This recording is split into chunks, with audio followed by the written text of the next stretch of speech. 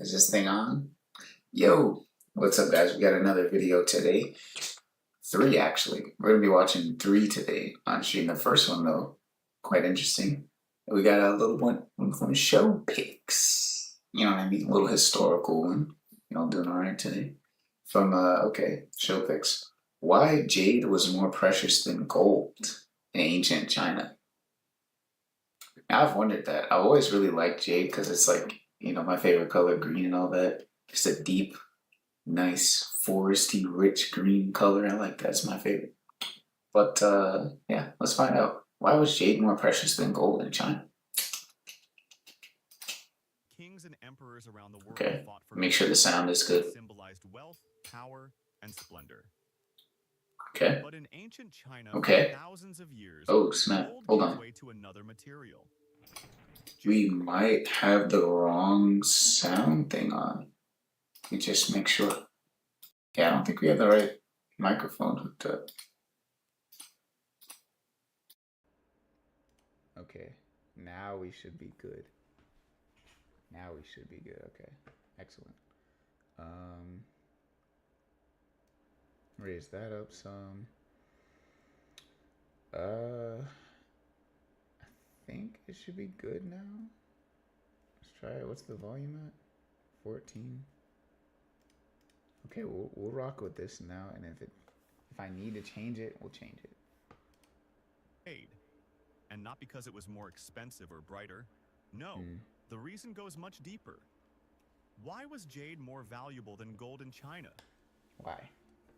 Jade is not just a stone, but a hard and smooth mineral that in ancient China was mined in rivers and mountains, most often in Xinjiang, in distant Khotan, or in Chinese Hatian.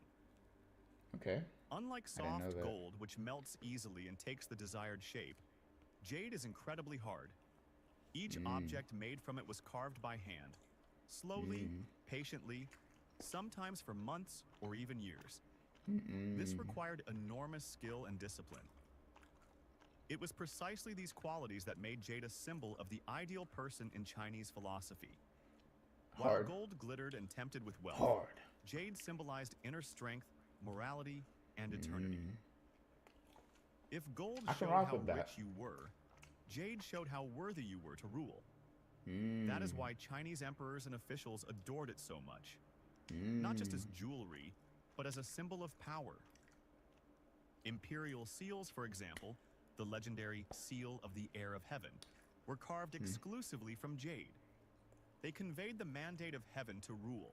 Ritual tablets, scepters, belts, everything was made that's white jade. Oh, okay. I was wondering. I was like, why aren't they talking about what that is? But that's still jade. It's just white jade, because I forgot there's different colors. There's like green jade and then there's white jade. Cool. Ritual tablets, scepters, belts, everything was made of jade. Forgot about that. Only the emperor and the highest elite could possess certain objects. Wearing jade meant demonstrating not the power of weapons, but moral superiority and the right to the throne. But the most astonishing thing is that jade was considered a bridge between life and eternity. Ancient Chinese believed that it preserved the body from decay and protected the soul in the afterlife. One example of the ritual importance of jade is the so-called... I need witches in the chat. My witches in the chat gotta confirm that. The crystal girlies and all that. Called jade burial suit. A suit? During the tense years of the cultural... They got buried in a solid jade suit? One example, the body from decay and protected the soul in the afterlife. One example of the ritual importance of jade is the so-called jade burial suit. During the tense years of the Cultural Revolution, China began implementing a number of national defense projects in case of a potential foreign invasion. But on May 22, 1968, while blasting rock to build an air raid shelter near the summit of Mount Lingshan in Hebei province, they found one? A group of Chinese soldiers discovered something extraordinary. The jade suit? An untouched tomb, about 2,000 years old. Who was Inside rested the bodies of Liu Sheng, a prince of the Western Han era, and his wife Do Wan. Both died in the 2nd century BC. Elderly people in China traditionally prepare special burial clothing in advance, called shui, literally longevity clothing. However, the nobility of the Han era preferred far more complex burial garments, such as jade suits, also known as jade coffins. Completely kinda cool. composed of jade plates connected with Though I gold, think silver, or copper wire, they were assigned. I think it's cool, but I also think hot take. I feel like they should have used like a little bit less jade maybe. Cause like, you know, they could pass that jade on to like the newer generations that are still here, you know what I mean? Now I get it. Or they didn't even have to go all out like that. But I guess like it went along with the beliefs at the time. They're like, hey, it's gonna preserve their body and all that. I want to see if it did though. Like how well did it preserve it? Of the highest. Because that's kind of like Egyptian burials where they like wrap them up and they're like, oh, it's gonna preserve the body. But the Egyptians, they did it crazy.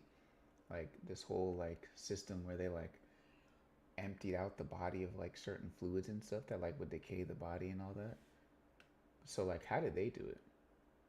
Did they do any of that, or did they just threw bro in like some jade armor and said, "All right, good luck. I'll see you in 2,000 years." Status. How did they do it? Liu Shang's jade suit consisted of 2,498 jade plates and 1,100 2,000? grams of gold thread. Dang. While his wife's suit included 2,160 plates and Yo, do something for the 700 rest grams of of us. gold. Today, the jade suits of Liu Shang and Do Wan. I'm gonna say if he's not in there looking the same way he did 2,000 years ago or close to it, it's not worth it. It wasn't worth it. You might as well have just passed on the jade. Are exhibited in the Hebei Provincial Museum in its capital city, Shijiazhuang. Since ancient show times, them. the Chinese wore jade ornaments in everyday life as well. For example, at the cultural sites of Liangzhu, located near modern Hangzhou in Zhejiang province and considered one of the oldest civilizations in the world, more than 4,000 years old, archaeologists have discovered numerous jade ornaments and discs. Interestingly, over time, similar jade discs were required to be worn by officials when communicating with foreigners. Because jade symbolically protected the official, confirmed his legitimacy, and demonstrated the moral It showed and they were standing on business. superiority. That's what jade was in the Chinese Empire. That was like the stand on business stone.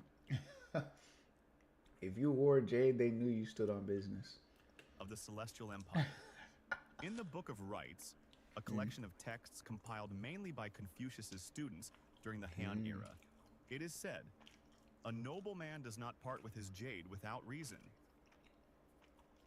In addition to its value for the living, ancient Chinese believed that jade was capable of preventing the body from decay. Gu Heng, a famous physician and Taoist thinker of the Jin era, wrote in the treatise Bao Puzi, "If gold and jade are placed in the 9 openings of the body, the dead will become immortal." Whoa. By the 9 openings, What, like he on meant the eyes? The armpits? Hold on. Let me try to guess. The eyes, armpits, groin, knees, or feet. It's either like knees or feet, and then chest. mouth, ears. Oh, I'm tripping. Openings, literal openings. Okay. So mouth, ears, and then what are those though? Oh, that's gotta be still groin. 2 nostrils. Nose. Oh, for the nose. Oh. So they put jade in his nose, jade in his ears, jade over his eyes, jade in his mouth. But I got jade in his mouth. And then what are those though? That's the groin? Has to be, right? Genitals, and anus. Therefore, jade burial suits often included covers for the eyes, plugs for the nose and ears, mouthpieces, small boxes to cover the genitals, and jade anal plugs.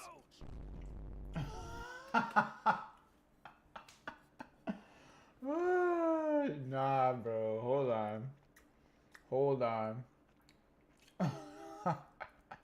People do that nowadays. Oh my gosh. Since the topic has gone so deep, it is worth mentioning So one of deep? the interesting Come on properties now. of jade, the awakening of intersexuality. Many who study the Chinese language know the expression jade stem, which literally means the reproductive organ. And Oh, by the wow. way, the first adult toys were made in China precisely from jade. Makes sense. I've seen But those. let us return to jade burial suits. During the Han era, lavish burials became common, and the use of jade reached its peak, turning into full-fledged jade suits. All right, but Historical I gotta see if he doesn't show it.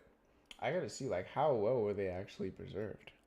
sources Did it indicate work? that emperors were buried in suits with gold thread. Because Princes, if not, princesses, y'all might aristocrats, have to nobles, in repurpose suits with that silver jade for the thread, living. You know what I mean? and relatives of lower rank with copper. However, Liu Sheng and Dao Wan lived in Liu an Sheng. earlier period, when a strict hierarchy had not yet been established. So Okay. they, as a feudal ruler and his spouse, were allowed to be buried in suits with gold thread. As we now know, jade is not capable of stopping the decomposition of the body. Oh, None of the jade suits found by archaeologists preserved flesh. oh, Moreover, their enormous Rip. value attracted tomb raiders, which led to the Yeah, destruction of tombs 100%. and even bodies. they were out there looting, Since the bro. discovery of Liu Sheng's tomb in 1968, Liu Sheng. about 20 jade suits from the Han era have been found in crazy. China, in Henan, Those are cool Jiangsu, Guangdong, relics, though. Like archaeological, those hold a lot of like archaeological value for like preserving that part of human history. So that's cool. But no more burying niggas in jade suits. and other provinces. Just go ahead and However, re-roll such that finds remain jade. extremely rare, which has made them objects of forgery. In the early 2000s, Beijing developer Xie Gunjiang forged one jade suit with gold thread and one with silver thread, using them as Okay. collateral to obtain a loan of hundreds of millions of yuan from the China Construction Bank. That's hilarious. To prove their authenticity, Mr. Xie presented an appraisal Wait a minute. report signed by 5 experts, including a you- former deputy director of the Is it still that valuable in China? I wonder. Is it like, are they on like the emerald standard? Not the emerald, the jade standard, not the gold standard? Because America's like linked tied to gold. But what if China's like running off of, what is the yuan tied to? What is the value of the yuan tied to? Let's see. The value of yuan tied to. Is it jade? Is it the jade standard? It's pegged to what? A currency basket. So it's a bunch of different currencies. The value of another currency to maintain its stability. Pegged to the US dollar, originally shifted to a basket to reflect global trade dynamics. Okay. Okay, so it's pegged to a collection of currencies. Okay. Let me look up a more specific question. Was yuan ever let's see, pegged to jade? Was it? There's no historical economic evidence that the Chinese yuan was ever pegged to jade. The term yuan is currency for China in centuries. Origin, so it was still tied to gold and silver blocks. Okay. So jade is like more cultural and symbolic than it is used for like concepts of wealth. Okay, that makes sense. That's all right. the Forbidden City in Beijing and a former deputy head of the National Committee for Cultural Heritage Appraisal. The report valued the suits at a staggering $300 million. Yo, However, instead of investing in construction, it's not Mr. bad. Shea spent the money on personal luxury, It's like buying an leaving art piece. projects unfinished. Wait, so he took the money and then used it for personal reasons? He didn't even do the projects that he was getting it for? That's crazy. In 2008, police arrested him and 2 bank employees on Yeah, charges get him of out of fraud. here. That's super Although fraud. the experts were suspected of bribery, no charges were He didn't brought even against them follow due through. to lack of evidence.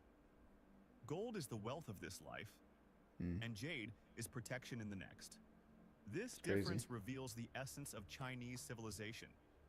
In many cultures, what is rare, shiny, and expensive is valued. Ooh. In China, what was valued was what is deep, moral, and eternal. Jade in China was more valuable than gold, not in price. It meant more. But Therefore, the next time you see jade in a museum, you should understand that you are not looking at a piece of jewelry, but at the embodiment of power, virtue, and immortality of an entire civilization. I knew there was a reason I always liked Jade. Thank you for watching. If you enjoyed this video, give it a yeah, like, this was a W write a video. I comment, like this one. and don't forget to subscribe to I the like channel. this. Once again, thank you all. Bye. I like this one. In ancient China, W video, bro. Show pics. W video, bro. Show pics. Let's see what other kind of stuff. Cause I'm not subscribed. What other kind of stuff you got, man? What kind of stuff you got on here? Lipton tea, baseball for beginners, Ford's Big Hope. I'm not gonna lie. I like these little mini documentary things. I think they're cool. So we're gonna subscribe. Oop, not that. Now we're not pocket watching right now. We're going to subscribe. There we go. W video show pics. Appreciate that. What's the next one? We gotta go to the watch later actually, cause I saved 2 of them. There's another short one, and then one about why Europe is addicted to cocaine, or like how Europe got addicted to cocaine. Okay, where's the watch later playlist? Here we go.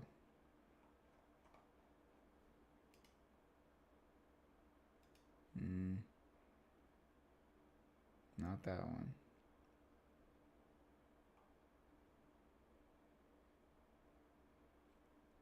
Internet caught a cannibal. Chipotle. Gotcha. The guy. Chipotle. Double meat. Double meat. What happened to Chipotle, man? This is by the business circle, right? No, business boss. Wrong one. Business boss. You know what I'm saying? I'm the first one to like the video. Oh, 1 hour ago. Oh, this is a fresh one. Okay, cool. Bet.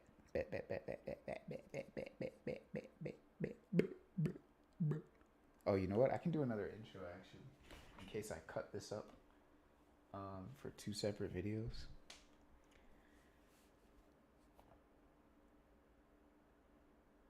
And 5, 4, 3, 2. What's up, guys? We got another video today. The slow decline of Chipotle. What changed? By the business boss. It's a fresh upload an hour ago. First one to like the video. Let's get into it. Okay. What happened to Chipotle? I still like Chipotle. I think they got good food. But what happened? All Chipotle chains was shut down. He said Chipotle. For over 2 decades, Chipotle built a reputation for offering real food, big portions, and honest pricing. Today, people talk about how expensive the burritos are and how small the portions have become. That change didn't happen overnight. Yeah, I've heard people talk about that. Let's talk about how Chipotle has reached people this asking point. for the double meat. People fighting over double meat. Heard about that. Chipotle started in 1993 with Steve Ells, a classically trained chef who had just graduated from the Culinary Institute of America. Okay. His plan was to open a small restaurant that could eventually fund a fine dining project. Okay. What he ended up creating instead was one of the earliest versions of what we now call fast casual. At the time, fast food meant frozen ingredients, hidden kitchens, and very little transparency. Chipotle quietly did the opposite. The food was prepared we're gonna fresh, make it in front of you. the kitchens were open, We're the going menu was hibachi short, style. but everything was customizable. And the portions were That's the intentionally thing about generous. Hispanic food and stuff like that. It really is just a core, like, there's a core solid 10 ingredients that you can make 100 different dishes from. And they're all just the same thing. But it's the experience, the journey, that makes it different. You could see exactly what went into your burrito, adjust it as it was being made, and walk out feeling like you got a lot for your money. Yeah. That combination made Chipotle different because it felt straightforward and honest. In And then the E. 1998, coli breakout. Chipotle had 16 What about the E. locations. coli thing? What is that Then about? McDonald's recognized the quiet genius of Steve's idea and, over the next 7 years, invested roughly $360 million in the firm. Oh, wow. With McDonald's real estate expertise and capital, Chipotle was able to expand aggressively, That's so cool. reaching over 500 locations by 2005. But then what happened? Was it? But did they scale? But did they scale like? Did they scale well? Did they scale well? That's the thing, because like McDonald's, they're dumping a bunch of money into it, but like, is it? Are they expanding with good capacity, or are they just expanding for the sake of expanding? Because expanding for the sake of expanding is going to leave a lot of holes in the infrastructure if everything isn't solid while they're expanding. When the company went public the next year, the stock shot up by 100% on the opening day. Oh, there it Investors is. loved it, and customers loved it Investors even more. loved it. By the late 2000s and early 2010s, Chipotle hit its sweet spot. Okay. Prices were reasonable, portions were generous, Okay. and the Okay. experience felt consistent enough that people built it into their routines. Nice. In 2010, Chipotle was doing about $1.8 billion in annual revenue. Okay. By 2015, that number had climbed to $4.5 billion, and the company was opening a new restaurant roughly every 3 days. Let's go. For a while, that's, it seemed like interesting. Chipotle had figured out something most See, I restaurants. feel like. See, I feel like that may potentially be an issue. You know what I mean? Like, it said that the company was opening a new restaurant every 3 days. How well did Chipotle employees get paid? Because why are we opening new restaurants if everybody who's working there is broke? Let's see. How much do Chipotle employees get paid?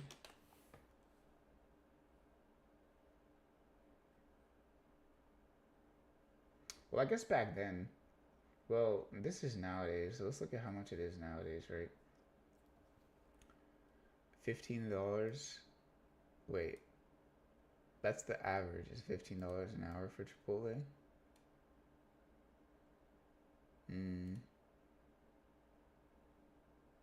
Honestly, like I don't know what all the numbers look like, but like personally, I'd prioritize bumping that up over starting another store, but hey, that's just me. That's just me, making sure people are happy, you know, before expanding. Chains never do. But then came the outbreaks. 2015 marked the first major turning point in Chipotle's relationship with its customers. You think about it, right? I'm sure the numbers. I'm not sure. This was probably heavy pressure from like investors to be like to see. This is probably exactly what that was. This was probably like heavy pressure from like, for one, being openly traded, publicly traded, and all that. Pressure from investors to see constant growth on the metrics and on the charts and everything, to constantly be increasing their like whatever their valuation is, and opening more stores increases that on paper, but the overall quality of how the business is being run at a core level isn't actually increasing. It's just looking like it's increasing because they're adding more stores. Not a good way to do it, but I understand they're probably just kneeling to the powers that like provided them the funds to do so, which is unfortunate. Within a short period, the company was linked to multiple foodborne illness outbreaks, including E. coli and norovirus across several states. Hundreds of people got sick, and the headlines piled up quickly. I remember that. Here's the E. coli. For a brand that had built its identity around freshness and quality, this was especially damaging. More than 1,100 customers became ill between 2015 and 2018. Dang, I remember that. In 2020, Chipotle agreed to pay a $25 million criminal fine, the largest ever imposed in a food safety case at the time. Why was it a criminal fine? The financial impact was immediate. Were they just mishandling it? In 2016, that's probably what it was. They were probably too busy worried about opening more stores that they weren't properly securing their quality production lines. They were too busy like they were too busy trying to scale up and like make the numbers look good. You know what I mean? Instead of focusing on the core. See, that's what always creates the problems, man. With stuff like this, it always creates the problems. Chipotle reported its first ever annual revenue decline, losing roughly $600 million in sales year over year. The stock dropped more than 40% from its peak. Chipotle recovered from the crisis, but something fundamental had changed. In 2018, founder Steve Ells stepped aside, and the company brought in Brian Niccol, the former CEO of Taco Bell, to stabilize the business. The former Under CEO Niccol, of Taco Chipotle Bell modernized quickly. Didn't he dip? Because it isn't Taco Bell's to We watched a video about this actually, or maybe I did like on my own time. But Taco Bell's present CEO, it's like a young black guy, isn't it? Yeah, Sean Tresvant. Yeah. That's the current guy. He's doing a lot of cool stuff.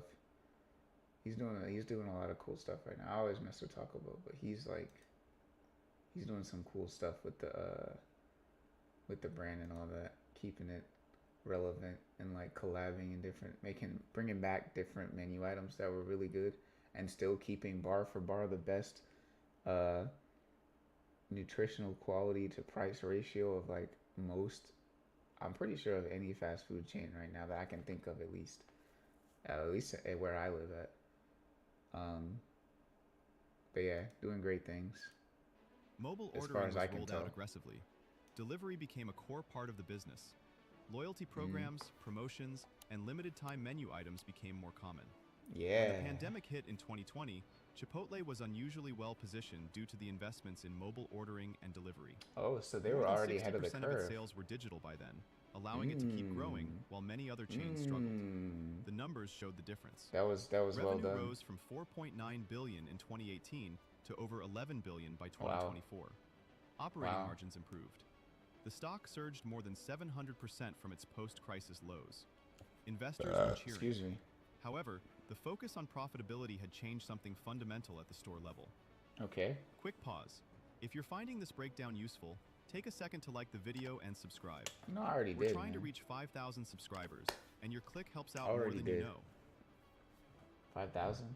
Easy. Around You already got one more. 2019, Man. I wish I customer could complaints subscribe shifted every away time from I watched safety it, though. and toward value. Prices began rising more frequently. Since 2021, Chipotle has raised menu prices several times, Again. including a 7% increase in California tied to higher minimum wages. To put that into context, a typical Chipotle burrito cost around $6.50 in 2015, Big inflation. depending on location. No way. Whoa. That's crazy to think about. Man, I'm not gonna lie. Like, looking at the way prices were back then, like looking at the price of things back then, kind of makes me wish that I actually had money like in 2015 and before, because like you could have been living good, but like that same bowl is now double the price. That's insane. And people are still getting paid like $10 to $15 an hour, which is crazy to me. Today, that same burrito So that burrito is literally an hour of your workday. That's crazy. often starts between $10 and $11 before extras. That's not even, bro. That's literally somebody's hourly wage for the burrito, bro.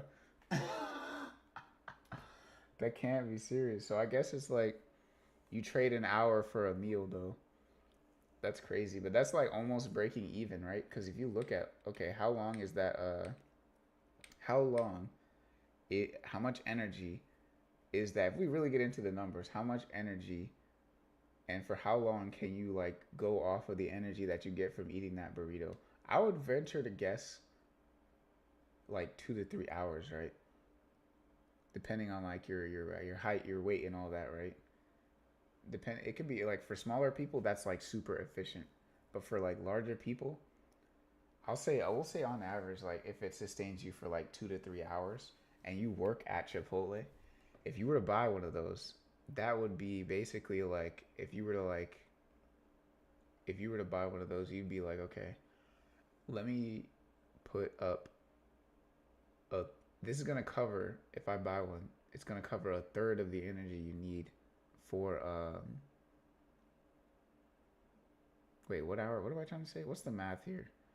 Say you worked like a 9 hour shift, right? One burrito, which is 1 hour of your time, would cover a third of your shift. So you bought 3 burritos. That's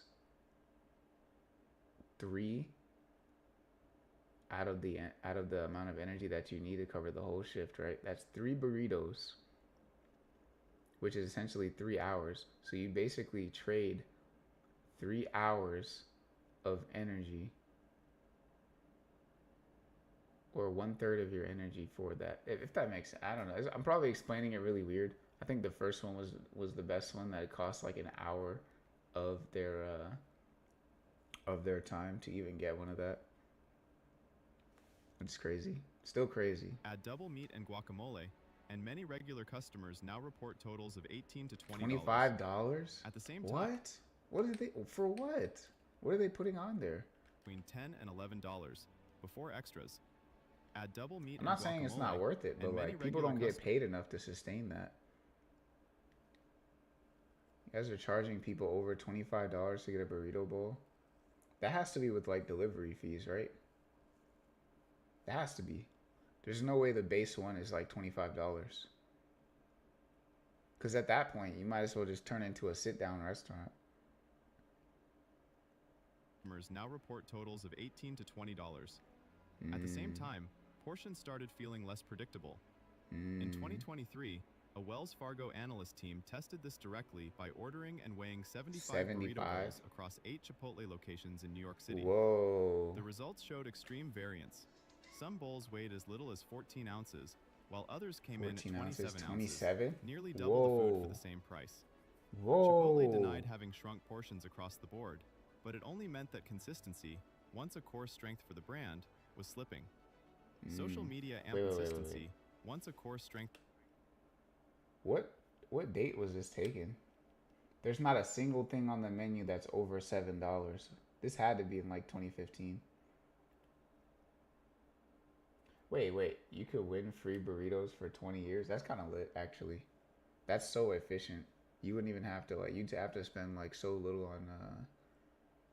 on like lunch-based food and stuff like that. What are the terms on that? Or dinner-based food, and it still be healthy? That's cool. But bottled drinks were $2.30. Ooh, that's crazy. That's crazy. See, that's always the thing. That's always the thing, right? Social media amplified the issue fast.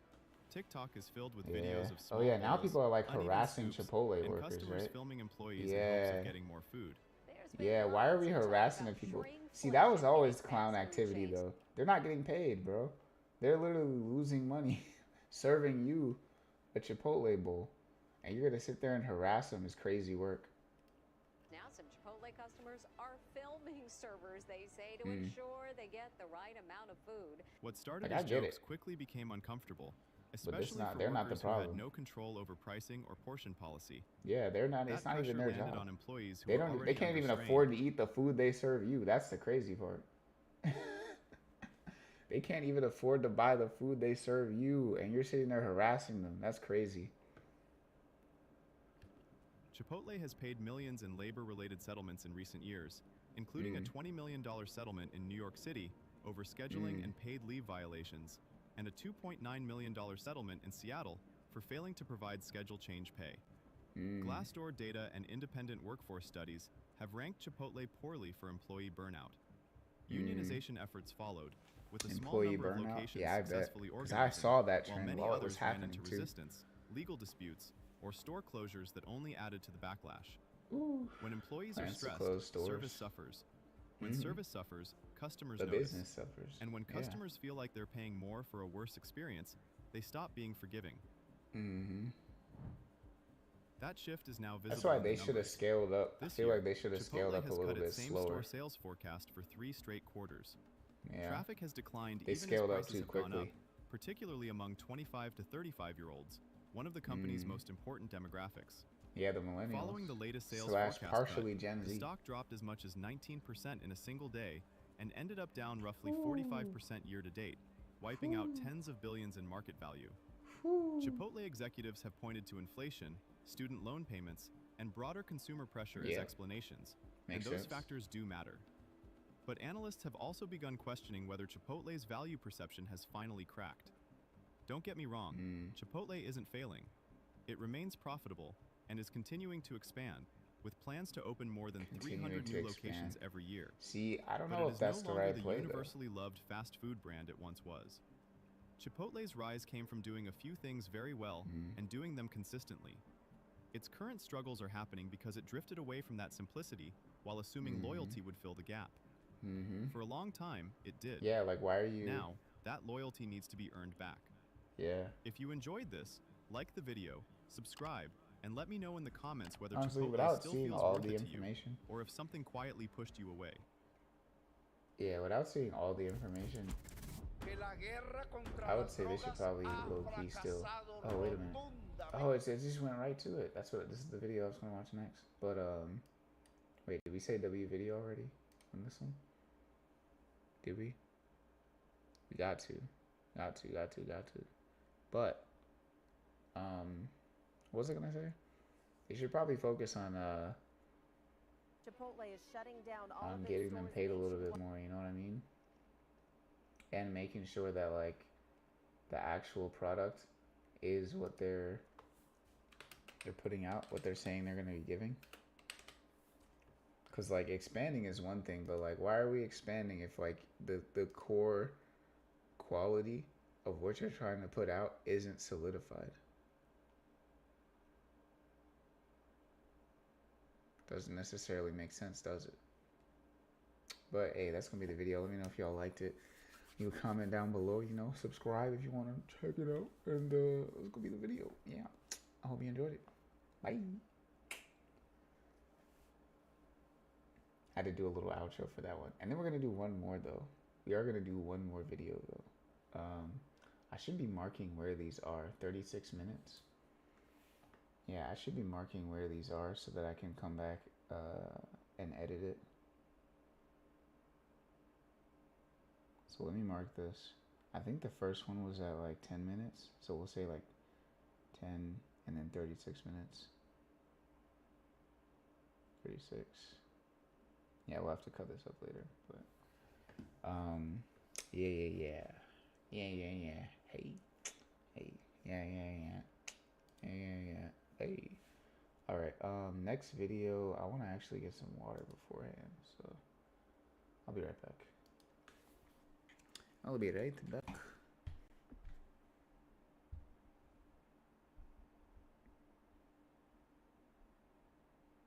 Okay.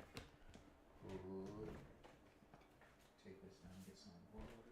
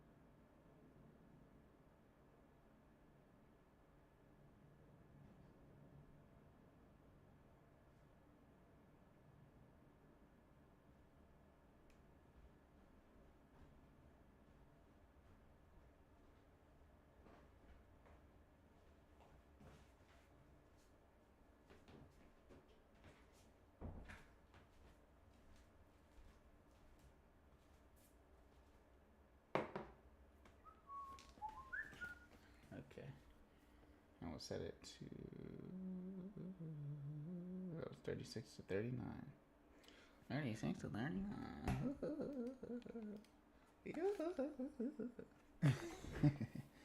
Alright. So we'll get it set up on the next one and then we'll do it. This will be the last video for this for stream right now. What's up, guys? We got another video today. We're gonna be watching. It's by Young Fern. It's been a while since we watched one. Why Europe is addicted to cocaine? That cocaine. Now, this is an interesting question. I don't even know how cocaine really got started. I think it was. Well, do I know? I don't know if it was like, was it random or was it like something that people like discovered? I think it was like more when it was like in a more natural state. Was it like that? I don't know. But hey, we're gonna dive into this video and see if it'll explain.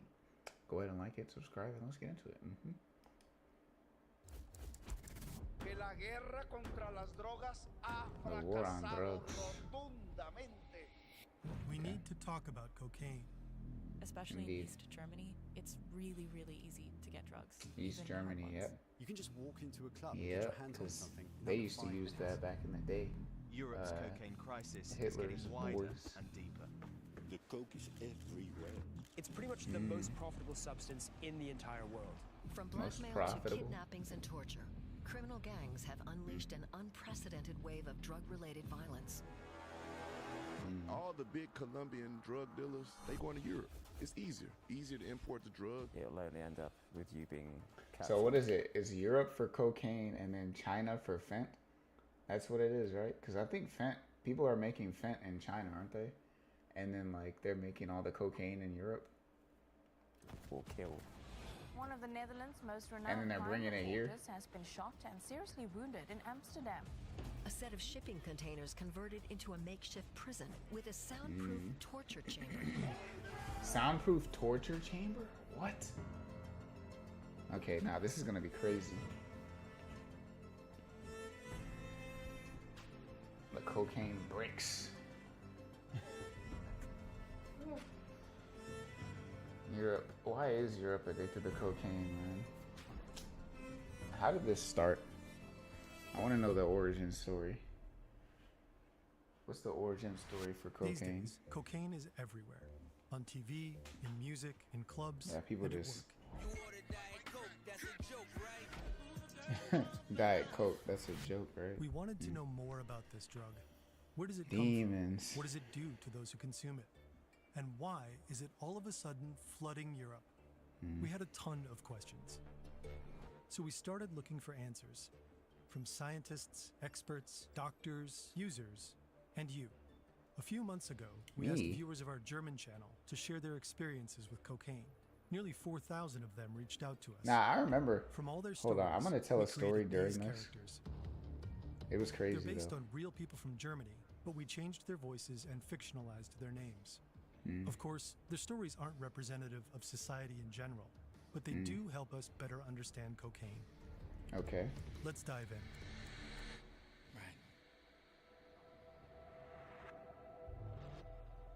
Tony just started his shift as a doorman at the club, but he's already fighting off exhaustion. I work 12-hour Already. shifts in my main job. It's a 2-shift system, days and nights. A constant, unhealthy change. You just run out of energy after a while. Inside the club, Linda has just arrived. We drop our stuff off at the coat check and head to the bathroom. That's just standard protocol. Across the street, Max Standard and his protocol. crew at their Huh? favorite Okay, what do you bar. do in the bathroom? He's feeling tense. I get overwhelmed when everyone starts talking over each other. Upstairs, Nick is getting ready for a long night of World of Warcraft. A In the long room night. next door, Lars dodges another call from his parents. They've been Oh. blowing up his phone for days. Just Meanwhile, addicted to coke. Marco is the last one left at the office. He has a few more important deals to close. What is I this, can Wolf work of all Wall night Street? and only crash for a few hours around noon. Why They is all there? have one thing Nah, in the common. fact that he put all these like white particles on like every part of the thing is crazy. Coke World. Welcome to Coke World, baby. They do coke. Yeah, we know. They snort the World white of powder coke. through a small tube or through rolled up bills. That's not just a cliche. That's so crazy, Most man. people take cocaine by snorting it. Coke is everywhere in Europe. Surveys indicate that over 1.2% of all Europeans between the ages of 15 and 64 do cocaine at least once a year. See, that's the thing. Among Like 50 knowing what I know about and like what I've seen about like the ramifications about this stuff, there's no way I would willingly go and say, hey, I'm gonna go do some cocaine. What? That sounds so crazy to me. That sounds so crazy to me. Like you have to like there are honestly better thrills in life than like intentionally like compromising your bodily functions. There has to be something better. You know what I'm saying? There's way more enjoyable things in life than that. 15 to 34-year-olds, it's almost 3%. That's roughly 2.7 million people. Es gibt kaum eine Gruppe, in der Kokain nicht angekommen ist. In social Heike groups. Zurhold is I a don't care how high sociologist that and high is, bro. That joint cannot We be met her that good. at the University Medical Center in Hamburg. She probably knows cocaine users, at least here in Germany, better than any other researcher. Ja, wahrscheinlich. Zurhold studies addiction. But a lot of here people at the don't Center even. for A lot of people don't even have the choice though, because I know a lot of people get like laced with that stuff. You know what I mean? Like a lot. Sometimes they're just trying to smoke some weed or something. They're not like, oh, I'm gonna do cocaine, and then the people lace it with whatever. They could lace it with fent or like coke or whatever, and then all of a sudden they develop an addiction for it.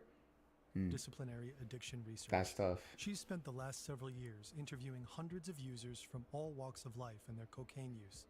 The hype around the substance worries her. So does the fact that many people believe She says she can handle it just fine. Some How? but How do you hear? I don't get that though. I really don't get that. They must not have like. They must not have been educated about it or like looked into it at all. Cause like, I can understand like somebody like not knowing about it, and then just being like randomly like talking with some coworkers one day, and then being like, oh, you know, people are really getting addicted to this stuff, like, and then them thinking they can handle it. But with me seeing the stuff that I've seen and knowing the stuff that I know, I could never willingly do that. It just makes zero sense. It makes negative sense. lose control without even realizing it.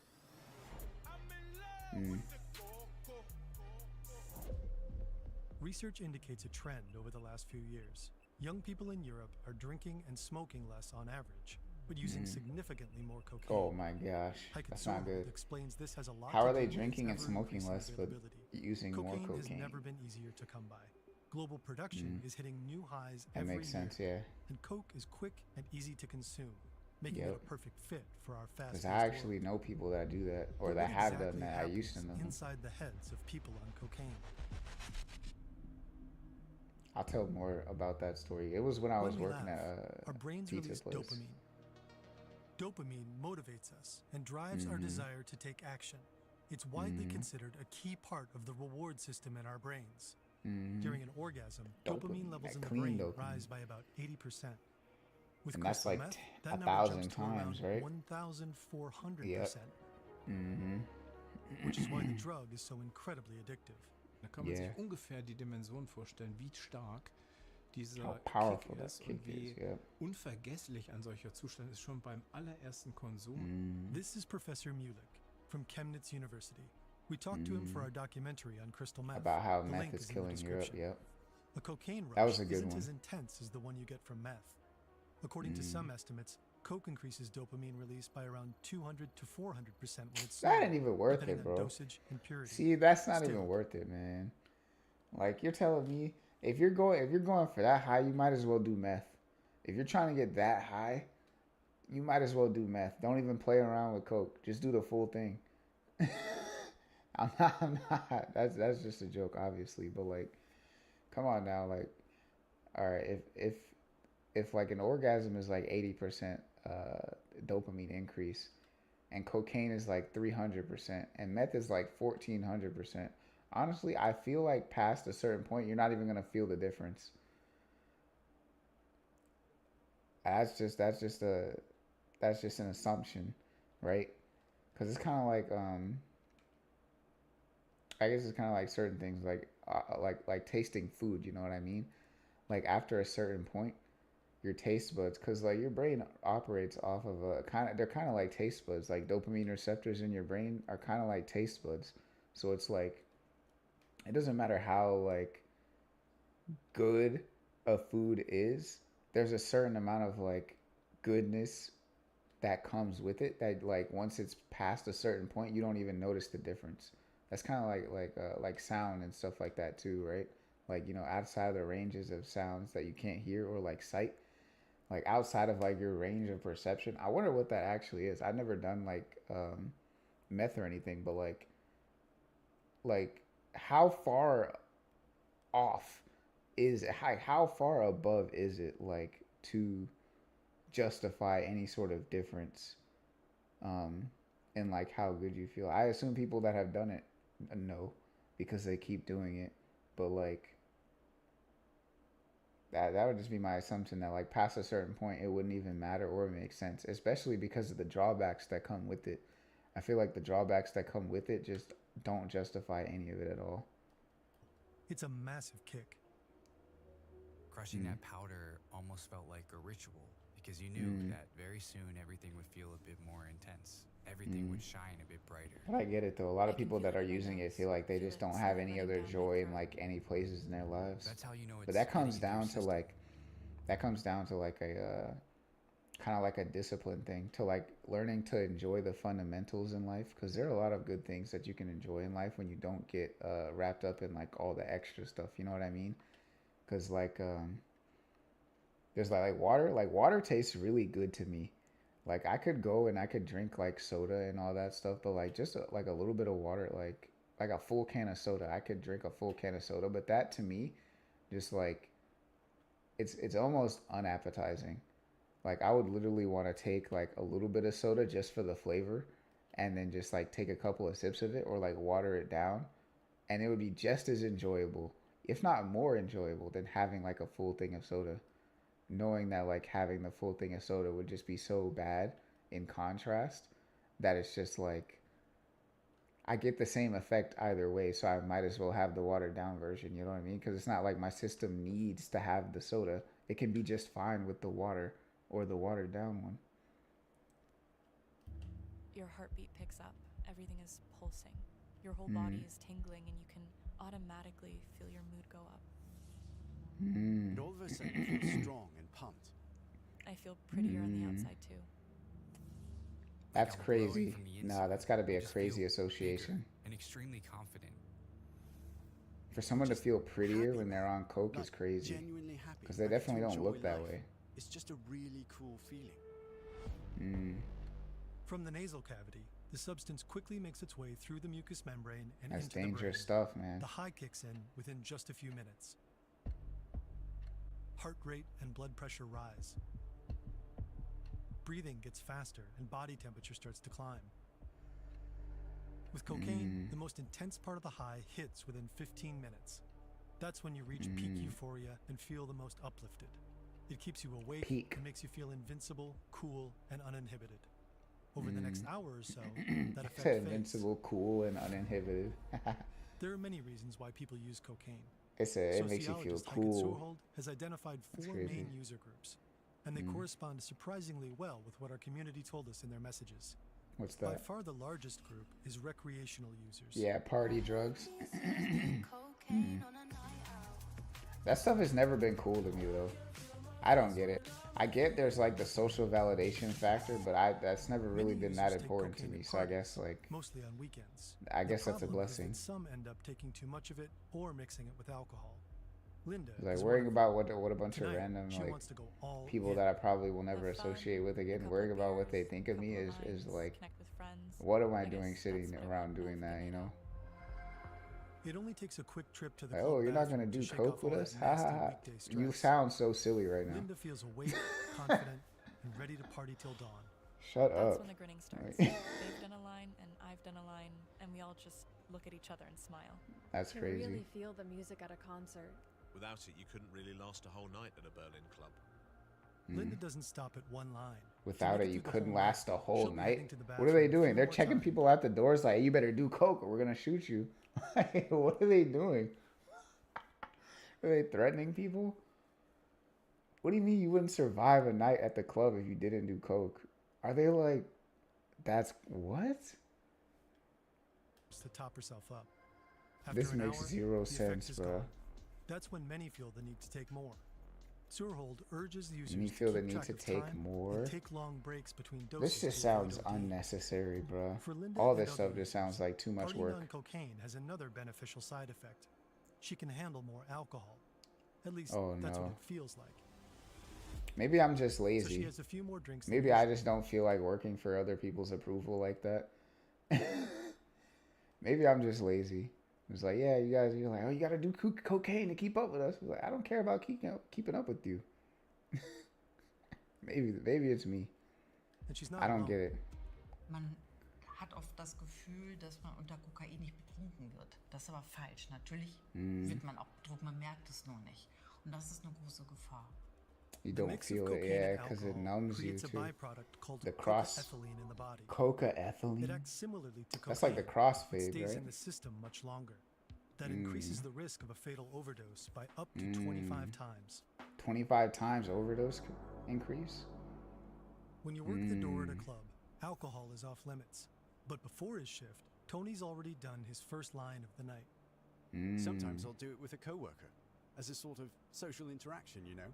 Social interaction. Tony belongs You know, to the speaking second of that, actually, speaking of that as like a social interaction, I'll tell a little bit of a story, right? So like when I used to work at Riverside Pizza, right? There was like this random. Okay, so there was this one manager, right? Turns out he ended up going crazy later, right? And started like basically trying to steal from the store.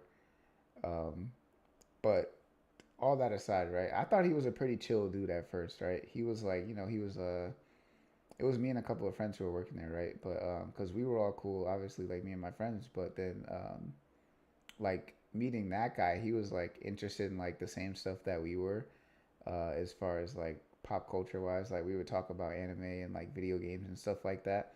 But and we just like come to work, just like yap it up, have a good time, and then go home, right? And then like it was like a cool little work environment because it's like just like I was surrounded, like I had my friends, and then like there were some people there that were cool to talk to, so it was pretty cool, right? But later,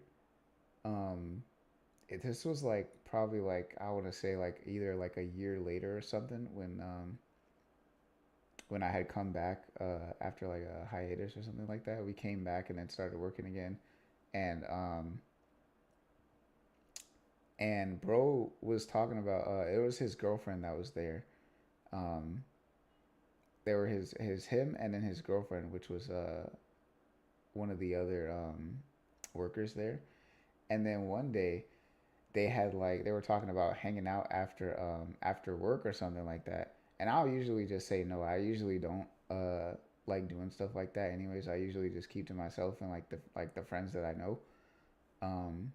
And so like I usually just say no anyways. But like they kept like trying to get us to come out or trying to get us to like hang out after work and stuff. And I found out later that they were just like that whenever they were getting off work and going to hang out and stuff, they were like doing cocaine and stuff. I was like casually. They were just casually, hey, we're just going to do some cocaine and stuff. I was like, what? You're just casually doing cocaine after work and then coming in here like nothing, like everything's all happy duty, howdy doody. Like that's just a crazy lifestyle to me. Like, like on the surface, we were living a similar life, but then like you peel back any of the layers and it was just different. Because when I would go home, I would just hop on and like play a game and talk to friends. They're going home and doing lines of coke. It was so crazy to me. So crazy, the disparity. Yeah, but like that's just, it's so crazy. And like on the surface, it was just like, yeah, we were just pull up, make some pizza, talk about video games and anime, and then go home. Whole time people were just doing coke casually. It's a crazy life, but yeah, that's that story. Those who use cocaine as a social icebreaker to loosen up around other people. He's shy and introverted by nature, which isn't always ideal when you work as a bouncer. Making small talk with guests is much easier on coke. These days, it just helps me talk through all the crap you have to say all night. Like, hey, what's up? Can I see some ID? And I'm going to have a look at your bag. It's always the same small talk. Yeah, it's kind of monotonous. Like, I get it. Like, you want some kind of stimulation for, like, the boring, repetitive parts of your life. I get it. But that's not the way to go about it. There's a lot of better ways. And Tony's not the only one. Wir haben sozusagen eine Gruppe, die soziale Hemmungen haben, die schüchtern sind, die sagen, ich komme nicht gut in großen Gruppen klar. Da ist Kokain etwas, was ihnen hilft, etwas Hemmung zu verlieren. Release their inhibitions. You know, I feel like it says cocaine helps them release their inhibitions and feel more confident. Now, like, feel like there's other things that can do that. But then again, they did say that they weren't allowed to drink on the job, and alcohol does that. Granted, I don't drink either, so like, I don't know. I guess I'm kind of boring. Like, I don't necessarily need any of that stuff, like the drinking, smoking. I don't need any of that. I'm perfectly fine, like, with the stuff that I have. Like, um, I don't need that extra stimulation, which is a blessing. But they weren't allowed to drink on the job, so like maybe that was kind of an encouraging factor to try to go outside of the law and be like, oh, you're not allowed to drink on the job, but nothing says you can't do coke on the job or before the job, right? Zu haben. Because I guess coke is like, it gives you like a different type of it's like more alert, right? Whereas like alcohol is like a depressant, but coke is like a stimulant. So like it gives you that same like release of like inhibitions, but it's like, why couldn't they just like have a cup of coffee or something? Would that not have been sufficient? I don't know. I don't know. I'm not a drug user, so I don't really know, but I feel like a cup of coffee could have done something. Cocaine heavily stimulates the central nervous system. It boosts the release of dopamine, serotonin, and norepinephrine, among other things. Inhibitions drop, confidence spikes. Some of these effects actually intensify with frequent use, like the inflated sense of confidence. Others, like the burst of euphoria, fade That with makes time. sense, because that's like The brain in adapts Wolf to of the Wall substance Street, and develops a certain tolerance. when he was like, yeah, I can drive on Surholt coke. explains that the more you integrate cocaine use into your daily life, the rarer the pleasurable effects become. To feel them again, users have to take long You gotta breaks. take a higher dosage. Frequent and excessive That's use what kills can also people. have lasting effects on the brain. Studies suggest that cocaine can damage both the structure and function of the brain. Severe cases can even lead to personality changes. Instead of becoming more social, long-term users are often described as increasingly antisocial and narcissistic. That stuff destroys your soul. There's no other way to put it. I was almost pushy with my boyfriend on coke and more aggressive. But at the Crazy. same time, I got super sensitive. Did he know Coke that turns they you were into an using animal. coke? I get so aggressive and barbaric, and sometimes I That just she was enjoy using just coke? dropping politeness and randomly screaming at people. Surholt confirms that He said, aggression "I'm is a going common demon behavioral time." side effect. Many heavy users eventually Yo, that's stop crazy. functioning in groups, isolating themselves and retreating into compulsive habits like endless no. YouTube binges or gaming marathons. You could have just done. You could have Lars has just left led his with room that. For days. He skipped work 3 days in a row. You could have just started He's with that. basically done nothing but order pizza, scroll through TikTok, and snort coke. Max Order would also pizza, prefer to scroll crash through on his TikTok, couch, and snort but coke. he's forced himself out tonight. Crazy. Coke That's a helps him crazy cope with larger cycle. groups of people. If I'm invited somewhere, like to a loud bar with 10 people talking at once, I just know I'll need a line beforehand. That's crazy. How do you go into the day thinking that, bro? There has to be some sort of education system that failed here. How do you go into the day thinking, okay, if I'm gonna go into this social setting with like 10 people, I'm gonna need to do a line of coke real quick. How does that even register in your head? Who failed here? I feel like there was something that failed. There was some sort of like educational system or something that failed here, because there's no way we got grown adults walking into situations thinking that this stuff is sweet. What? I can't handle it. All those people talking over each other and the heavy background noise. That's so crazy. Something strange happens when This Max is the uses modern coke. day too. Instead man. of stimulating him, it calms him down. It slows his thoughts. That's because Max has ADHD. Oh, he has Of course, I feel more ADHD. awake in Oh. general, but when you have ADHD, everything just starts to feel calmer. Because all that stuff that usually floods in, you can suddenly filter out and focus really well. Max uses coke as a sort of self-prescribed medicine. That puts Self-prescribed. him in the next user group, self-medicators. Self-medication. Surholt says that for people with ADHD or depression, cocaine can subjectively feel like it helps, although in reality, Yeah. it makes it It's worse. just pushing you deeper into the way circle. cocaine acts is similar to some ADHD meds. Put simply, it stimulates areas of the brain excuse me. that tend to be underactive in people with ADHD. For example, a cocaine-infused dopamine surge can temporarily compensate for an ADHD-related lack of dopamine, making affected users feel calmer and more focused. But this relief can backfire fast. People who get used to solving their problems with cocaine are at a higher risk of slipping into addiction. Those post-high crashes can deepen depression and even increase the risk of suicidal thoughts. Yeah, because it takes a certain like amount of like sitting through stuff and like building discipline to get healthy sources of dopamine, so that you don't have to turn to like the super hyperinflated dopamine sources, like any sort of like drugs and stuff like that. Because like, and it is possible to do, because like that's something that I've been like heavily focused on doing. It took me like a little bit of time to be able to understand stuff like that, and like how my brain actually functions, to be able to be like, okay, if I feel like I'm not getting dopamine, instead of going to like hyperactive sources of dopamine, let's start with the basics first. Let's see, okay, how much can I enjoy like the fundamental stuff first, before like even thinking about doing anything outside of that, you know what I mean? And a lot of the times you'll find that like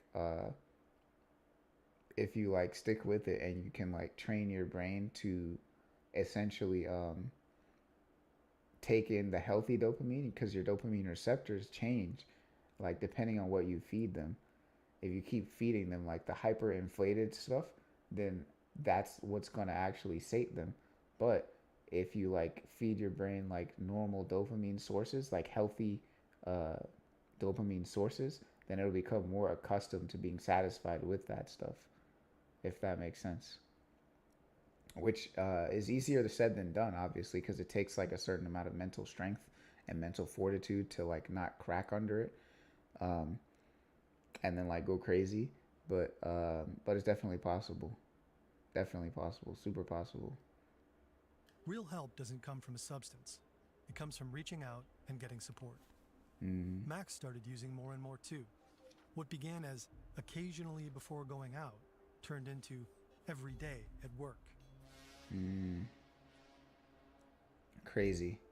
If I knew I had work on a larger project, then I'd treat myself to a little bump to get started. He said treat Sometimes myself. even in the morning. But most of the time I just That is not treating yourself, bro. That puts him in the last and probably the smallest of the four groups. Performance, those who do bro. coke to perform. Performance Zurhold coke is explains that this insane. group includes people who need to deliver at work, during sports, or in any other setting that requires stamina.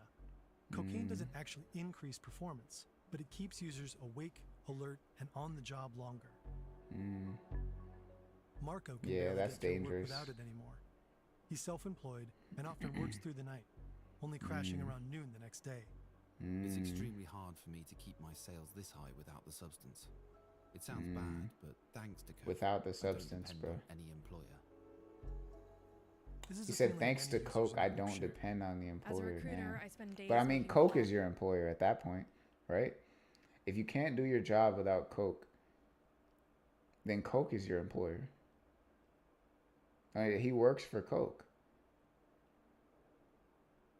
And nights writing emails to potential candidates. I was heavily addicted for 2 years. I just started my own business and just wanted to keep performing. That's tough, man. I get that, though. It is a lot. For a But you long gotta time, find a different coke way, had the man. image of a luxury drug for top-earning, overly ambitious high performers. Crazy. Yep, Wolf of Wall Street. Crazy. In this racket is this little baby right here. It's called cocaine.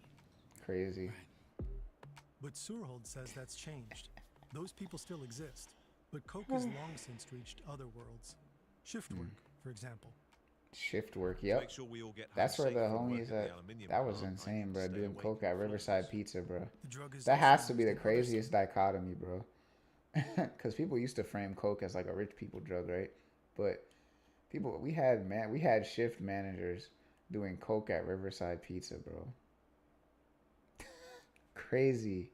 sectors, like nursing. I do coke to get through my hospital shifts. Not even shift managers. And his girlfriend too, the cashier, bro. Little cashier is just talking about, hey, we're gonna do coke recreationally, bro. That is the silliest thing. Last year as a social care worker, I did half a gram per 5-hour shift. Half a gram per 5-hour shift is crazy. Common. Restaurants and bars. I don't even know how much half a gram of coke. What is that like? I should do a safe search on this. Let me do DuckDuckGo so people don't think I'm like a coke dealer or something. Let's search this up. Okay, how much? What is this? He said half a gram. How much coke is half a gram? He said half a gram per 5-hour shift, right?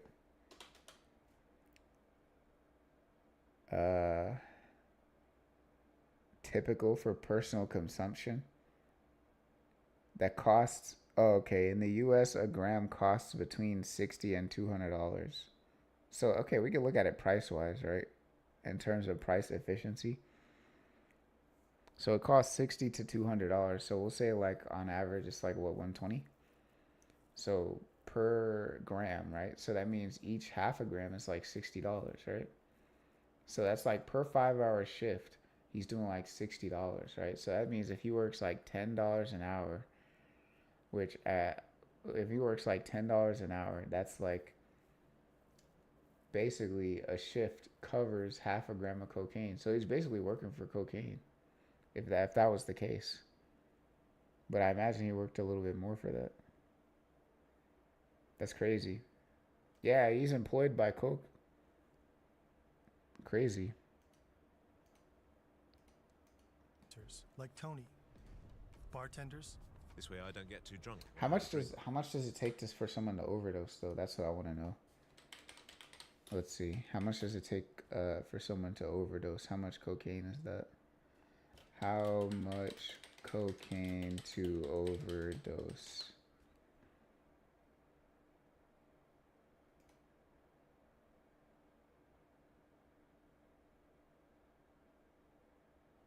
Does it say? Oh, it depends on. Okay, okay. Oh, okay. A lethal dose is between 1.2 grams and 1.5 grams when snorted. So, okay, so if his normal amount is like per 5-hour shift, it's like half a gram. If he's doing like back-to-back shifts, wow, that's crazy. That can really run up. That could really run up quick. That's tough, man. That's tough. Yeah, man. Yeah, I really gotta stay away from that stuff. That's so crazy. With the guests. Waiters. I could do the work of 2 waiters when I was on it. Could do the work And of even 2 cooks. waiters, bro. And I think gastronomy is one of the worst industries for it. Like 70 to 80% of the people there do it. That's crazy, bro. Men 70 to especially use 80% of people in roughly 2 to gastronomy. 3 times as much, Hold on, what according is to Soul. gastronomy? Is that like chef No matter stuff? who wants it, they can get it. What is gastronomy? Is that like chef stuff?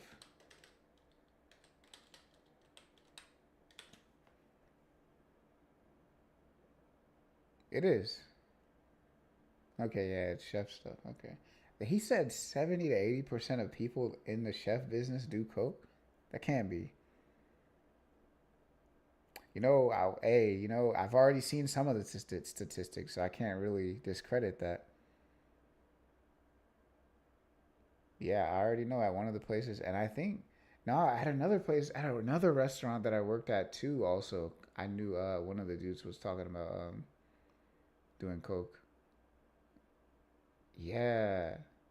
So basically, okay, so out of all the restaurants that I've worked in, how many restaurants have I worked in total?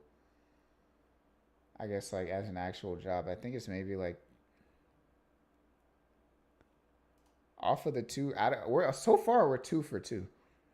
We're 2 for 2 of knowing at least one person who does coke in like working in the restaurant kitchen. We're 2 for 2 right now. That's 100%. That's crazy.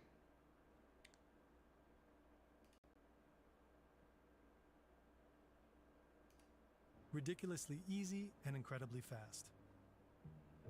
No, there's more. That's crazy. Linda lives in a small town in eastern Germany. For her, coke is just a phone call away. One call or a short message is all it takes, especially in small towns. People don't expect that, but I I feel like, especially in East Germany, it's really, really easy to get drugs, even hard ones. It's no different for Tony at the club. Even if you don't know anyone in the city, you can just walk into a club and get your hands on something in under 5 minutes. I promise. That's so crazy. In major European cities like Berlin, Madrid, Vienna, or Amsterdam, so-called drug taxis deliver cocaine right to your Drug door within taxis, bro. minutes. They got DoorDash for In this case, cocaine, it's bro. just military. That's crazy. What do they call it? Coke cab? Yo, DoorDash for coke is crazy. Oh my gosh. Oh my gosh. Yo, see, this is why I can't be evil, bro. That's a $1 billion industry right there, bro. DoorDash for coke, call it coke cab. Bro, this is why I can't be evil. That's crazy. Is part of a much bigger and very serious problem. In other cases, I would make too fast much and money easy too access fast. Is exactly what you want. Like when you're trying to access your high-end workspace from some picturesque beach cafe halfway across the world. That's where AnyDesk comes in. AnyDesk. Latency ultra hotspot at the beach. It runs on pretty much all desktop. That means /Fern. A gram of coke costs roughly 60 to 80 euros. Some estimates put street prices as low as 20 euros per gram in Luxembourg and up to 140 euros per gram in Finland. Producing that same gram costs just 1 to 3 euros. The difference 1 to is 3 pocketed by euros. smugglers, Yeah, middlemen, that's and crazy. dealers. To further boost profits, the product also gets cut and sometimes contaminated. Oh with anything yeah. that vaguely resembles That's that also gets insane, cut bro. loose, It's middlemen. already cheap to make, but people are still cutting it. Hold on, bro. Those profit margins are already insane. That's pure greed, bro. It costs 1 to 2 euros, 1 to 3 euros to make a gram of coke. But they're selling it for like 60 to 200. That's like 600% to 2,000% profit margins, if I'm correct. Obviously, you have to spend some money on people to like to ship it and stuff like that, but still, like those profit margins are already crazy, and they're still cutting it with like bullshit. That's pure greed, man. But then again, why am I expecting like a moral compass from literal drug dealers? And dealers. To further boost profits, the product also gets cut and sometimes contaminated with anything that vaguely resembles white Oh yeah, powder. rat poison. I remember people were talking about putting rat Speed, poison in the cocaine, amphetamine, right? caffeine pills, and milk sugar. But one of Milk the most sugar, common right? cutting agents is levamisole. A Levamisole, medication what is used that? to treat parasitic worm infections in large livestock. Whoa. It looks a lot like cocaine, and once metabolized, it can even mimic some of its effects. Whoa. But there's also good news. Why are they cutting it with Well, that though? Sort of. Also, wir wissen, dass Kokain momentan Purity eine levels are Reinheitsgehalt 80%. von 80% hat. Das heißt, es sind 20% Streckmittel drin. Oh, Das war and mal viel 20% cutting dramatischer. agents. The 2025 European Drug Report confirms these numbers. Average cocaine purity is on an upward trend and has increased It's on an by upward 34% trend. over the last decade. Is that good or bad? I can't decide. Hold on. The purity is increasing. Is that good or bad? The cutting agents I feel like are dangerous, but cocaine is also dangerous. So like, honestly, you shouldn't even be getting any of it to begin with. But still, like, if it were to have to be like what the cutting agents, honestly, I guess it being pure cocaine is probably better than having a bunch of cutting agents, right?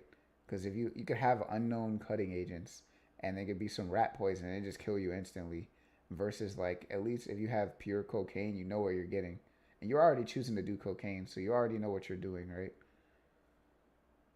At least you're making that choice to be like, oh yeah, I know that how much cocaine will kill you. But if you have the cutting agents, you don't even know what's in there. So I guess if you had to have cocaine, it's better to have 100% pure cocaine than like cut cocaine. Whatever. Higher purity poses new dangers.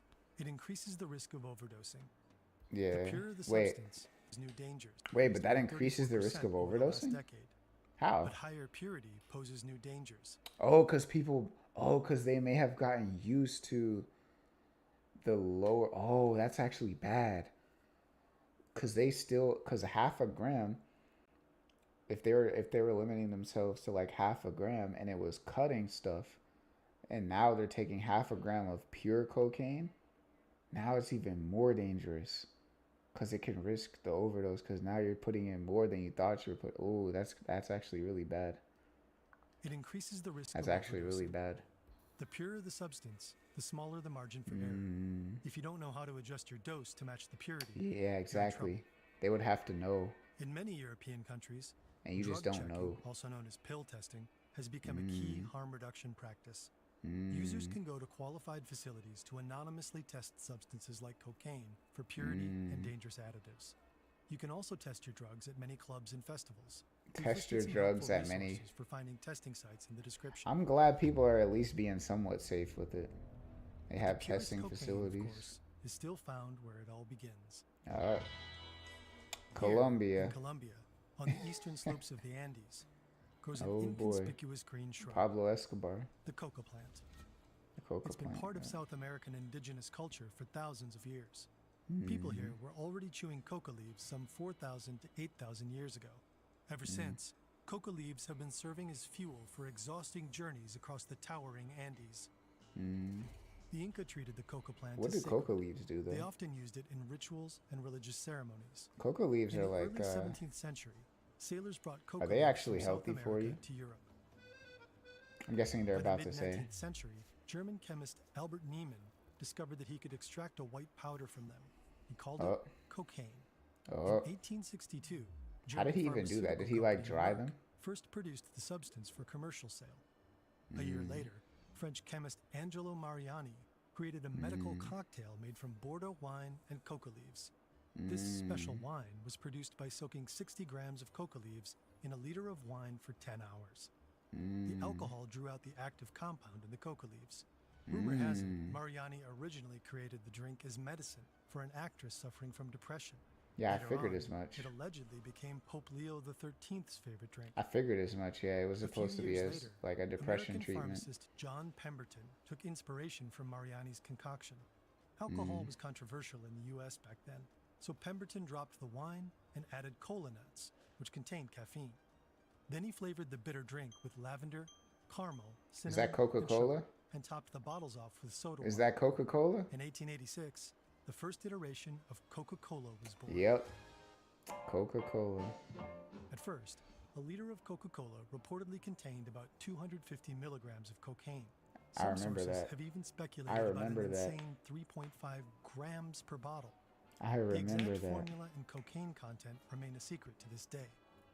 It's possible the drink never actually contained cocaine, but mainly ecgonine, a natural but Ecgonine. non-addictive coca compound. Oh. Cocaine was already used in medicine Wait, before the so they had a non-addictive version of it? A natural non-addictive version? How did they make that one? And why is that not, like, popularized? Oh, I guess because, like, financially, addiction is better than, than, like, giving people choice, unfortunately. These random predatory practices, that's probably what it was. Invention of Coca-Cola, first in analgesic eye drops and later as a local anesthetic. By the late 19th century, cocaine was all over Europe. Snorted or consumed as menthol eucalyptus lozenges to cure sore throats. One pill every crazy. 46 hours, each containing around 3 Oh yeah, they milligrams of thought, cocaine. yeah, cocaine was like Kids were even the given miracle cocaine drug. toothache drops, sold at the pharmacy, no That was like the prescription. miracle drug back then.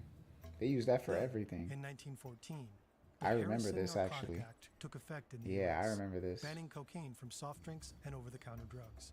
Mm-hmm. That same year, World War I broke out, and British soldiers started using cocaine as a stimulant. Yep. By World War II, German, Nazis were British, using that American, that too. and Japanese troops all turned to amphetamines. Yep. You may have heard of tank The chocolate meth. or Yep. airman's marzipan. Today, the medical use of cocaine is limited to a few rare cases where it's still used as a local anesthetic. You won't find it in sodas or on pharmacy shelves anymore. Yeah, And sodas yet, is crazy. Global cocaine production is at a historic high.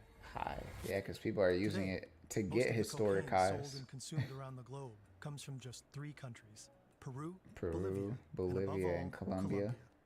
The coca plants are grown on vast plantations alongside bananas, coffee, and palm oil. For many farmers, coca makes economic sense. The plant is resilient and can be harvested up to 7 times a year. Growing coca is often far more profitable than 7 farming times a legal year. crops. The income I earn from coca allows me and my family to get what we need to live. Only the essentials. There are different ways to produce cocaine. He said only All the of them start essentials. the same way, with harvesting, No way. which is done entirely by hand. Is he though? Coca. First, the leaves are chopped up. Then they're sprinkled Okay, with let's see fertilizer it. and dusted with lime. Okay. The fertilizer helps release the active substance from the coca leaves. The mixture is often soaked in gasoline to boost extraction. What is Most the active farmers work substance? with little to no protective gear. Is that Then the ecgonine? leaves That's the sit thing? overnight in large barrels or holes in the ground. They're repeatedly doused with gasoline, stirred, and stomped What? on until the concoction starts to curdle. They're After doused the with liquid is gasoline. extracted from the mixture, sulfuric acid and water are added to it. This pulp has to be filtered again until you get this thick paste, the so-called coca paste. In the final Okay. stages, adding carbonate salt and diethyl ether produces a white mass that the workers dry by boiling. A few final chemical tweaks create the fine white powder that ends up in millions of noses around the world. In Crazy. 2022 alone, an estimated 2,700 tons of cocaine were produced in South America.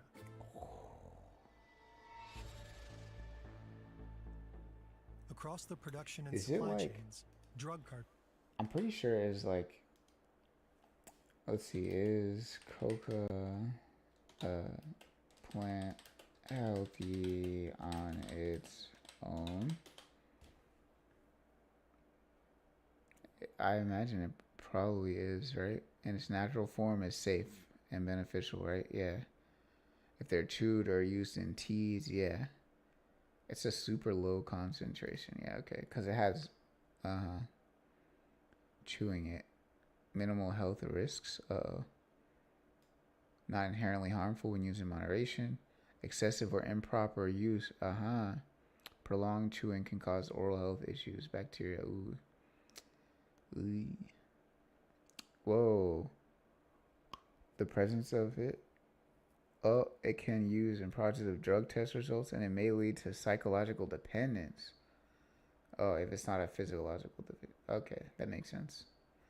There's also concern when consumed in typical amounts, less than 10%. So what's the... So I guess it's like when used in its natural traditional form, but then only as like a temporary boosts. That makes sense.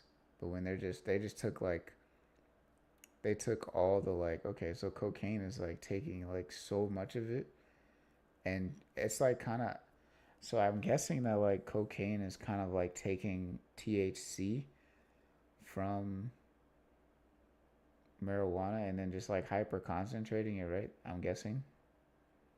So that's the like the point at which it becomes unhealthy. Makes sense. cartels called the shots. For decades, authorities worldwide have been waging a bitter war against them. In Colombia alone, 6 decades of drug-fueled conflict have killed around 450,000 people, displaced more than 8 million, and forced tens of thousands of children out of school. Some South American countries have been partly labeled failed states. In these regions, extremely rich and powerful cartels have successfully infiltrated and taken control of the government. And they run the government, yeah. guerra contra las drogas ha fracasado rotundamente. When we think of cartels, we immediately jump to Pablo Escobar, Pablo and Escobar, Colombia's yeah. Medellin or Cali outfits. But those big Colombian cartels were dismantled in the 1990s. Excuse me. The resulting power vacuum has been filled by Mexican syndicate. They dominate the global cocaine trade to this day. The most important players are the Sinaloa cartel and the Yeah, the fast-rising Jalisco New Generation cartel, or CJNG. I never heard about them. On the ground, they partner with criminal guerrilla groups, the Gulf Clan, Colombia's National Liberation Army. Now I wonder if when I was in Mexico, when I was when I went on that little trip to teach English. I wonder if I actually ran into any like low key cartel members because we were like staying in a lot of like interesting. It was like it wasn't like a resort area that you go to like if you were to go to like to Mexico on like a vacation resort or something like that. It wasn't that. We were actually staying in like residential areas, like teaching at like schools, like local schools. Led, or the Central General Staff, EMC.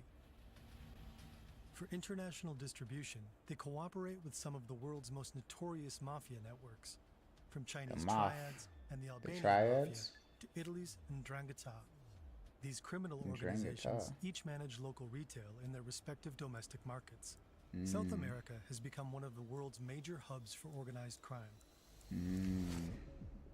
Organized crime? From here, cocaine fans organized crime? to every corner of the globe. There are countless Y'all ever ways seen to Pluto move Nash? cocaine across borders. That Trafficking video? to North America is often handled via undeclared flights or clandestine fishing boats. It's a never-ending cat-and-mouse game between traffickers and law enforcement agents, one that forces smugglers to get creative. Some cartels have started to build their own semi-submersible high-tech vessels. We made a whole video about these so-called narco-subs. The link's in the description. Oh, I didn't see that one.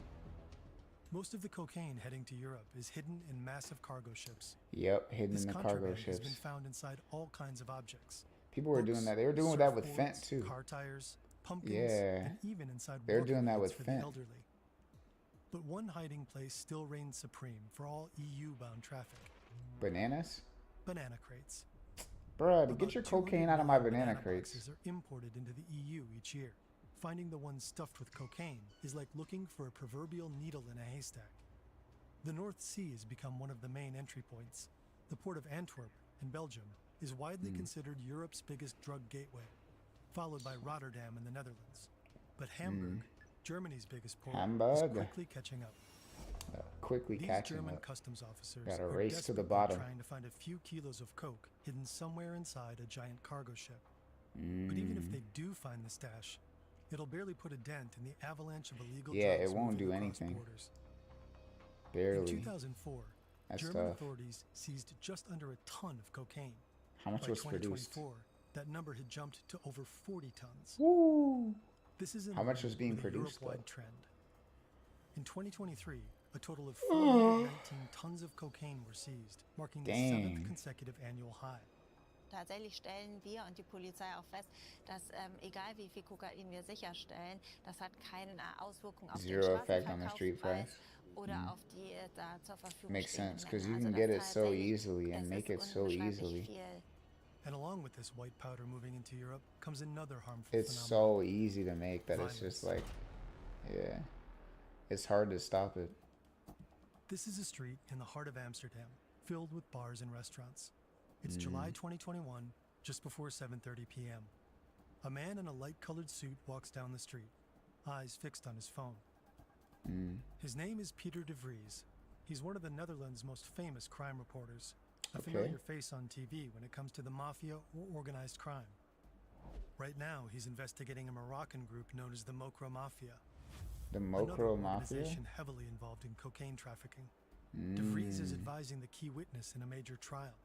Shortly after the case began, the witness's brother and lawyer were both murdered.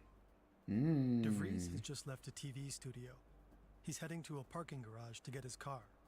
Yeah, Seconds he's after probably he got walks down the street, I hope he's they didn't followed put by a hit police out car. on him. After the car passes around the corner, 5 shots are fired.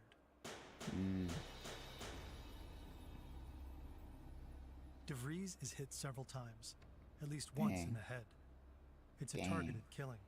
I knew He's it. rushed to the hospital in critical condition and dies 9 days later. No. A man who stood for justice. That is exactly what is so unacceptable. That is horrible injustice happened to him. In 2024, 3 men are sentenced to up to 28 years in prison for his murder. Berichten zufolge ließ ihn der Angeklagte mutmaßliche Mafia-Boss auf eine Todesliste setzen. Yep, of Organized course they crime did. long ago gained a foothold in Europe's major cities. In 2016, a severed head Whoa. was found outside an Amsterdam cafe Whoa, alleged to be a hangout for drug demons. dealers. In Sweden, gang and drug-related violence has been claiming more and more lives in recent years. In some cases, even teenagers were recruited as hitmen. In 2024, several explosions and shootings in the German city of Cologne were linked to drug-related gang violence. According to the European Monitoring Center for Drugs and Drug Addiction, violence and homicide are major manifestations of the illegal drug trade. A Dutch research team found that these killings are often acts of compensation for failure to pay for or deliver drugs. Other attacks are meant to intimidate rivals or assert a certain position in the scene. It's actually a lot like it is in the movies. Yeah. Cocaine represents deadly narcissism and toxic masculinity, but also power and wealth in general. Luxury and excess, the ultimate fantasy of defiance and freedom. That image still seems to appeal to a lot of people. Yeah, but it's not true. Are criminals. It's not even true. It really stands for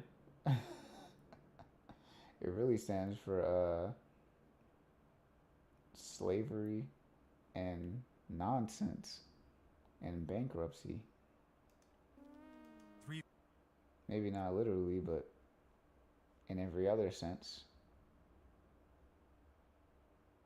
52 a.m. Or maybe not monetarily, but in every other sense. Bankrupt. Linda's moved on to an after party. Tony's shift is almost over. Marco's hopefully done too. Nick is still playing World of Warcraft. And then playing World of Lars Warcraft. and Max have already No way he did coke just to play World of Warcraft. What are you doing? What are you doing? Why are you doing coke just to do World of Warcraft? You can play World of Warcraft by itself. Why are you doing coke to play World of Warcraft? A new day begins. Depending on how the stuff was cut, I sometimes end up with a bloody nose and a bit of a headache. I actually regret it the next day, like always, and I keep regretting it for a few days. She always after, too, regrets it. because I feel sluggish.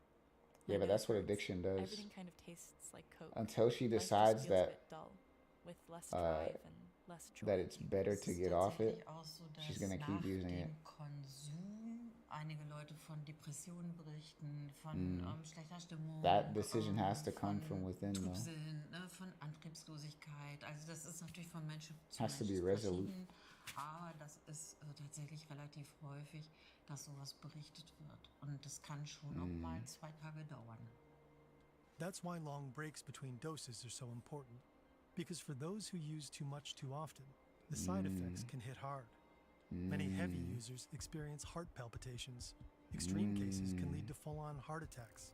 Some people get paranoid because they feel like something's crawling under their skin, as if they had insects inside their body.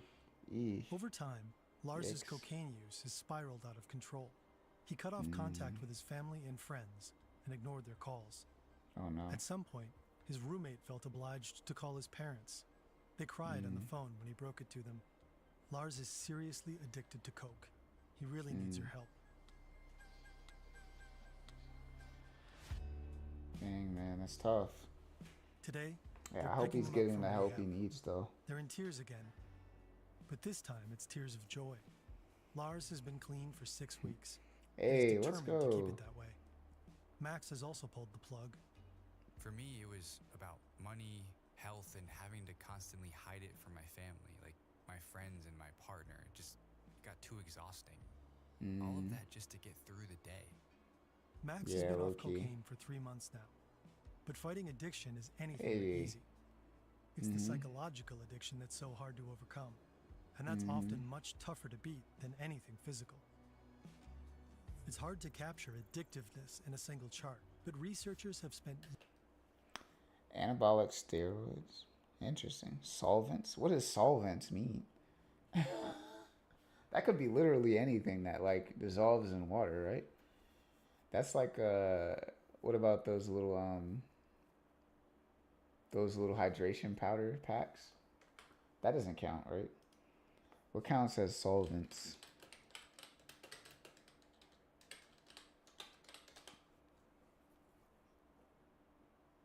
A substance that dissolves a solute, resulting in a solution. That could be literally anything, bro. Cath, I don't know what that is. Ecstasy. LSD, cannabis, amphetamines. Wait a minute. Oh, but that's not methamphetamine. That's just amphetamines. And then alcohol, ranking by addictive potential. And then tobacco's up there, and then cocaine, then heroin, and then crack. At the top. Where's meth though? Is that? Hold on. Again, we're gonna go here. What is crack? That's like crystal cocaine, isn't it? Crack cocaine. Oh, that's the rock. The most addictive.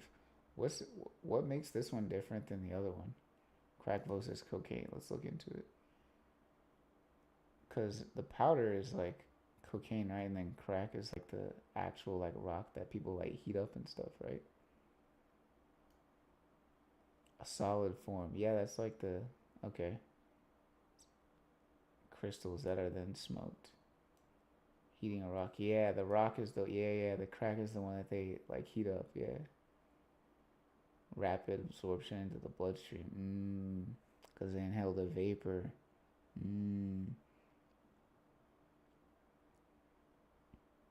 Right. Let's look at the pictures. It looks like cheese almost. It looks like an aged cheese, but it's so much worse.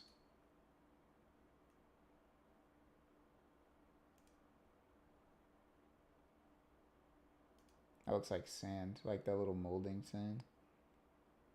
Yeah, stay away from it, man. It ain't worth it. It ain't worth it. It ain't worth it. What's this one? Yeah, this one looks like grated cheese. But please do not sprinkle that on pasta, bro. Do not sprinkle that. Ever. Ever. Years mapping and comparing psychological and social harm across substances. Cocaine consistently ranks among the most addictive drugs, legal or illegal. When it's smoked as crack, it even tops the list. Getting off the drug means constantly fighting that little voice in your head, that voice that keeps whispering, you can't make it through a long party night without coke. You can't do your job at the door unless you're high. Gaming is only fun when you're wired. That's At some point I insane, was bro. using every day. That dopamine hit is actually pretty wild when you're gaming. But then I cut back and realized I couldn't really enjoy it anymore without coke. That's tough. That right there has got to be the worst one. Because, like, you're doing coke just to have fun doing something is insane.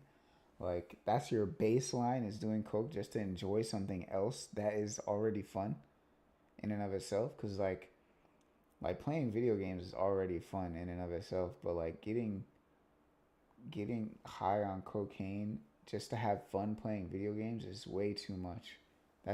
You're way too lost in the sauce at that point. Kokain That is a sehe ich huge einfach problem. das große Risiko, also dass man eben denkt, man hat das Konsumverhalten noch unter Kontrolle und merkt gar nicht, wie es immer mehr wird. In every new round of World of Warcraft, Nicholas has to remind himself that he doesn't actually need coke to enjoy the game. Yeah, He's been you staying don't. clear of the white powder for months now. Hey, let's go. Hey, get clean, my boy. Bestimmte körperliche Voraussetzungen, bei denen man definitiv kein Kokain nehmen sollte, weil das einfach dann zu gefährlich ist für den Körper. That's why it's so important to have people like Heike Zurhold doing the work she does. Shout out to researching, you, Heike. informing, and helping people W find a way out Womans. before it's too late. Yeah, they Cocaine need a way might out seem for sure. harmless for some.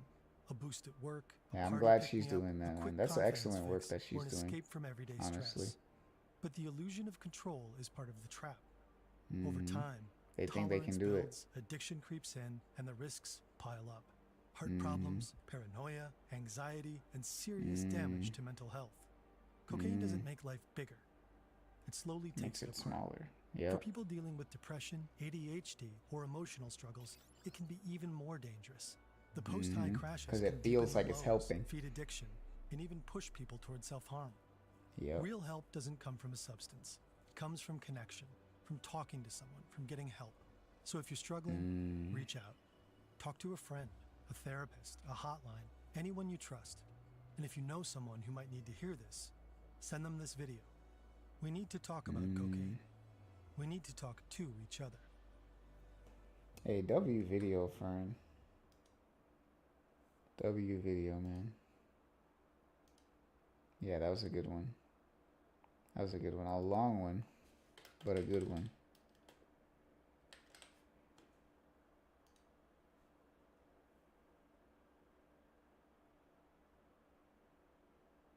Oh, this is 4 hours ago. 131K views 4 hours ago. Ooh, shout out to Fern. Yeah, man. What are some of the comments saying? After being a user for over a decade, culminating in near daily use, they've been able they've been clean for just under a year now. Nice. Never want to look back. It's a soul stealer. Heck yeah. That's what's up. They said snorting your carpet at 3 a.m. sucks. Dang. Deep hidden memory, lost it all. The cocaine brought him to his knees. It's amazing how much pain and time it took to realize he can never touch the stuff again. Yeah. Stay strong, brother. Been on cocaine daily. Whoa. Whoa. Oh, okay. He said he's been on it for 3 years. Amphetamines for 5 years. Clean for 2 years. That's not bad. W stories, man. I'm glad. I'm glad stuff like this is helping people to gain awareness about it and make healthier decisions. That's great. Amazing. With that being said, that's gonna be the video. Be sure to like and subscribe if y'all want to see some more. You know what I'm saying? It's gonna be it for the stream. That's gonna be it for the day, boy. But yeah, let me know if y'all liked it. Let me know down in the comments what you guys' stories with that are, and